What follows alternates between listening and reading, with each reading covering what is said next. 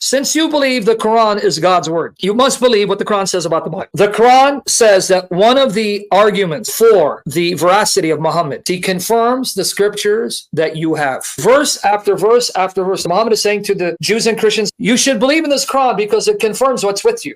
It verifies that what you have is true. So why don't you believe in me? Because that's the problem. You just said, what we have is true, and then we look at your Quran and it contradicts what we have. Therefore, you're a liar. But if then they come back and tell me the Bible's corrupt, that means you know more than the Quran, because the Quran says it's not corrupt. So either Muhammad didn't know what he's talking about, or you don't know what you're talking about. But either way, you can't stay Muslim. So I bring Muhammad. Anyone reading the Islamic sources, admit there were variant Arabic Qurans at the time of Muhammad's companions. Centuries later, when Muhammad died, his companions were writing down the Quran that they learned directly from him, and they were contradictory and in conflict to the point that the Muslims almost came to blows because they were accusing one another of corrupting the Quran. That's how bad the differences were. They had different, like various Qurans had different amounts of chapters, different amounts Yes, of Muhammad is reported to have said, learn the Quran from 4 men. 2 of the men that he mentioned by name, Abdullah ibn Masud, and another one was Ubay bin Ka'b. They learned the Quran directly from Muhammad. They could not agree as to the number of verses of each chapter or how many chapters. Yes. Abdullah bin Masud only had 111 chapters. The Quran today has 114 chapters. Ubay bin Ka'b had 116 chapters. So now, which is it? Did Muhammad claim that Allah sent down 111 chapter surahs? Is it 114 or 116? They couldn't agree. Not only that, but even the chapters themselves were at variance, so that the people that learned the Quran from Ubay bin Ka'b